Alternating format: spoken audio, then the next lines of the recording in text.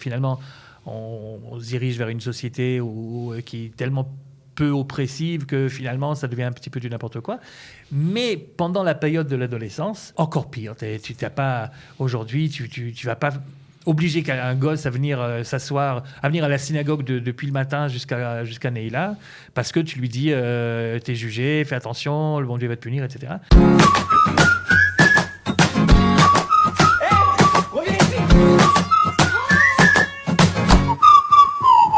Les fêtes de Tishri sont devant nous. Il va falloir faire teshuva et encore teshuva et être jugé devant notre Créateur.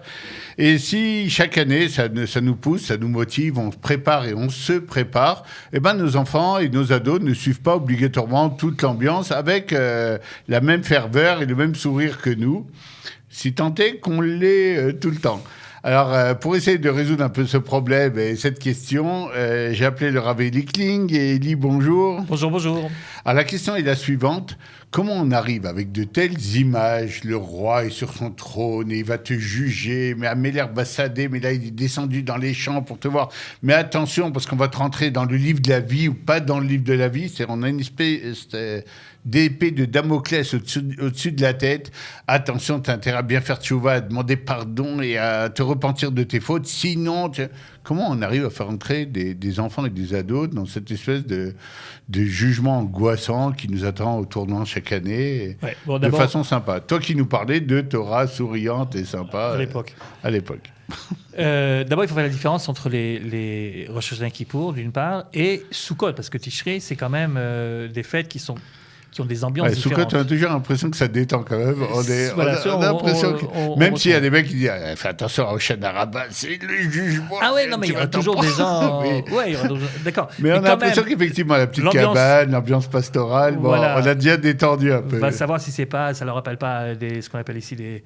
Machaneh, c'est-à-dire qu'ils sortent faire des tentes comme ça dehors, etc. Ouais, il y a un côté un petit peu plus sympa. Mais je suppose que la vraie question, c'est Rosh Hashanah Kippour, parce que là, l'ambiance est un petit peu dure. Et pas seulement pour les ados. L'ambiance est un petit peu... On vit une époque où on a plus de mal, et à mon avis, c'est une bonne chose, finalement. On a plus de mal d'être motivé par la crainte, par le jugement. On n'aime plus trop être jugé. Évidemment que cette manière de voir les choses, ça a des dérives que nous connaissons bien, parce que finalement, on se dirige vers une société qui est tellement peu oppressive que finalement, ça devient un petit peu du n'importe quoi. Mais pendant la période de l'adolescence, encore pire. Tu n'as pas... Aujourd'hui, tu vas pas... obliger un gosse à venir s'asseoir, à venir à la synagogue depuis le matin jusqu'à Neila, parce que tu lui dis t'es jugé, fais attention, le bon Dieu va te punir, etc. En général, c'est des choses qui ne marchent pas. Et le gosse se dit si le bon Dieu il est tellement méchant avec moi qu'il va me punir, il a qu'à me punir tout de suite. C'est pas pour ça que je vais lui faire quelque chose en retour et que je vais aller à la synagogue. Je vois pourquoi je me plierai devant. Et puis, j'ai un jeune enfant là, qui m'a posé la question à Rosh Hashanah, justement, en me disant mais je comprends pas ce truc-là, en fait. Dieu, il a fait l'homme de telle façon à ce qu'il faute. Il n'y a pas de type qu'on connaît qui n'a jamais fait aucune faute, etc. Donc, qu'est-ce qu'il veut? Si tu fabriques un bonhomme avec des défauts de fabrication et qu'ensuite tu viens, tu dis, quand même, tu as des défauts de fabrication, alors tu veux pas t'excuser pour tout ça? Ben non. C'est toi qui m'as fait un peu comme ça. On a une génération en face de nous aussi qui a envie de se révolter un peu, justement, contre tout ça. Et... Donc il faut en fait transformer ce qu'on appelle en hébreu le sia, c'est-à-dire le débat, du côté crainte et jugement au côté responsabilisation et amour. C'est-à-dire, pour répondre à ta question, Dieu a créé l'homme capable de lui dire non. C'est justement ça le grand défi, finalement. Et on veut juste voir, est-ce que, malgré la possibilité qu'on a de lui dire non, est-ce qu'on est quand même capable de lui dire oui? C'est-à-dire qu'en fait, la question est si tu ne pouvais pas dire non, si tu pouvais dire que oui, tu n'aurais pas de mérite. Et là, l'idée, c'est de te mettre devant certains défis. Maintenant, tu es capable, tu es libre de le soulever ou pas. Mais je crois que c'est comme ça qu'il faut présenter les choses. On n'est pas là pour te juger, on est là pour voir jusqu'où tu peux aller. Comme par exemple, quand tu iras à l'armée dans 2 ans, ça sera pareil. On te demandera de faire des choses que tu n'as pas envie de faire. Mais ce n'est pas pour te juger, c'est pour faire sortir de l'intérieur de toi-même toutes les capacités, d'aller jusqu'au jusqu'au bout de ce que tu es. Et je crois que c'est comme ça qu'il faut présenter les choses. On essaie de te montrer jusqu'où tu peux aller. Montre-toi à toi-même, prouve-le toi pour toi, et pas pour les autres, mais d'abord pour toi. Jusqu'où tu es capable de faire, qu'est-ce que tu es capable de faire. Et puis bon, le fait de s'arrêter pour réfléchir un petit peu sur ce qui s'est passé jusqu'à maintenant, où est-ce que je veux aller. Finalement, l'adolescence, c'est quand même la première fois dans sa vie qu'il est appelé à faire des choix, même si pour l'instant encore les choix sont plus ou moins guidés, mais ça devient de plus en plus le choix personnel de l'enfant.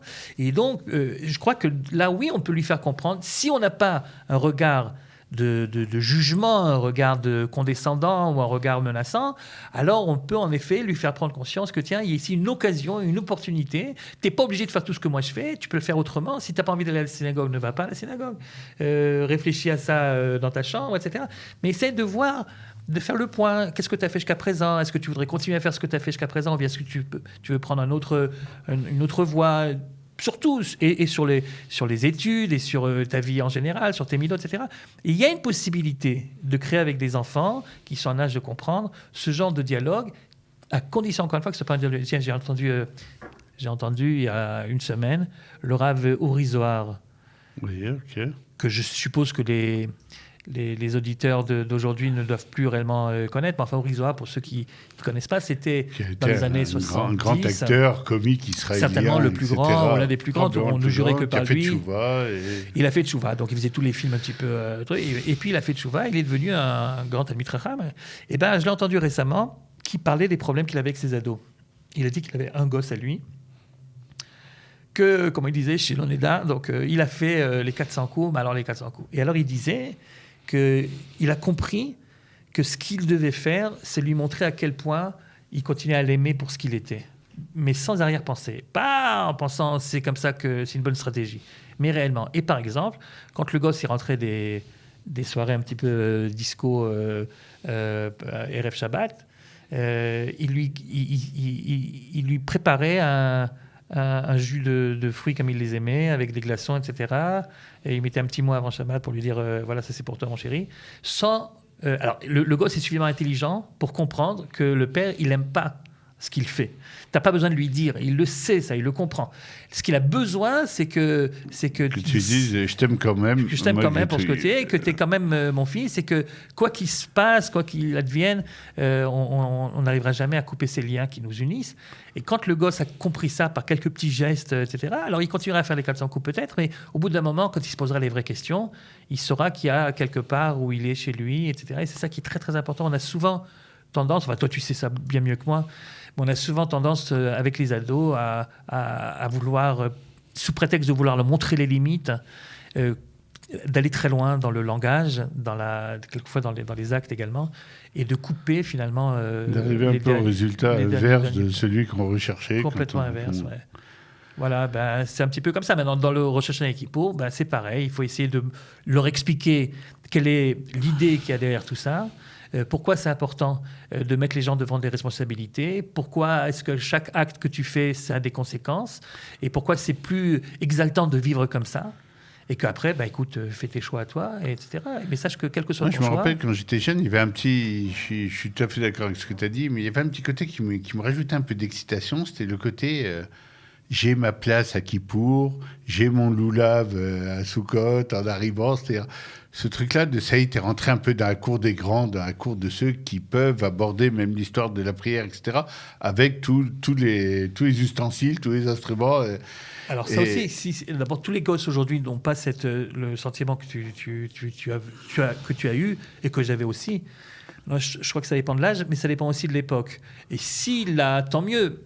Et alors à ce moment-là, en effet, lui mettre son nom au Beth Knesset, qu'il sache qu'il a une place à lui, et lui acheter son étrogue, pas lui dire t'as qu'à prendre l'étrogue de papa quand j'aurai fini, mais lui montrer qu'il fait partie intégrante de l'histoire, qu'il n'est pas spectateur. Tu as raison qu'à l'époque, on était en Chutz La'aretz, etc. C'était un peu une autre époque et un autre jeu, mais cette histoire-là, non, c'est pas une histoire des grands où on t'a traîné dans l'histoire des grands. Non, c'est ton histoire aussi à toi.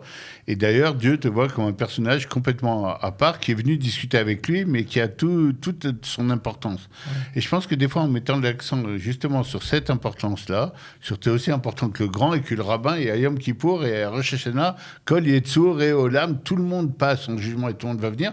Mais ce jugement, c'est une sorte de discussion, de truc. Et là, tu as ton droit, tu as ta minute ou tes 10 minutes de discussion avec Dieu ou ta journée. Et je pense qu'il y a un truc très important qu'on ne souligne pas assez bien dans la préparation même. Moi, je sais que ce qui nous rentrait des fois dans la fête, c'était de préparer un gâteau spécifique ou bien le petit étrog là, qu'on préparait spécialement ou bien le petit truc qu'on reniflait à Kippour, le coin chez les Tunisiens, etc. parce qu'on aimait bien. Le fait d'avoir travaillé sur les ustensiles, d'avoir aidé un peu à la cuisine, etc., nous rentrer dans la fête par le fait que vous êtes des acteurs comme les autres. Et finalement, on vous responsabilise, même en tant qu'acteur de la fête, à tous les niveaux de la préparation. Là, il faut chercher, et chaque parent connaît son enfant, il faut chercher quel est le point qui lui ferait plaisir. Parce qu'il y a peut-être des gosses qui veulent cuisiner parce que c'est leur truc.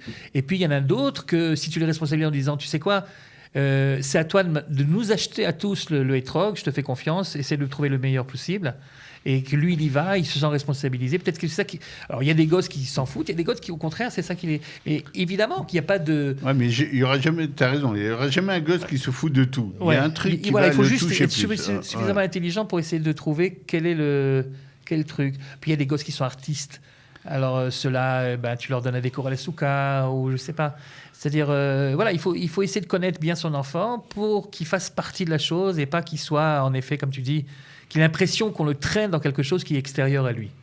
Mais je dois te dire aussi, mais ça n'a peut-être pas grand-chose à voir, mais un petit peu quand même, c'est que je sais que le fait que quand le gosse il est petit, je ne parle pas des ados, maintenant je parle des petits, quand il voit que tu lui donnes à lire, quand il commence à peine à déchiffrer les lettres, tu lui donnes à lire le même livre que ce que toi tu lis également et que tu étudies, tu prends plaisir, ça lui donne une importance énorme. Au lieu de donner un truc d'enfant où il n'y a que des trucs et des machins, etc., tu lui donnes réellement, et c'est comme ça que chez les Juifs, on faisait depuis des siècles et des siècles. On apprenait à lire dans le Chumash.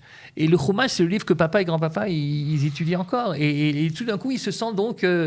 à grand avant la lettre. Et c'est la même idée qu'on doit essayer de transposer dans le cadre des fêtes pour les ados. Eh bien, sur ces sages paroles, on va te remercier, Élie. On vous remercie aussi de nous suivre chaque semaine et on vous souhaite de bonnes Chagim jusqu'à Sukkot et après Sukkot, etc.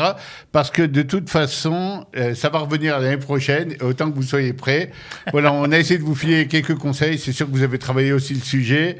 Et à la semaine prochaine et à bientôt dans Plein d'Ados. Merci aux techniciens aussi. Les trautes, quel tout.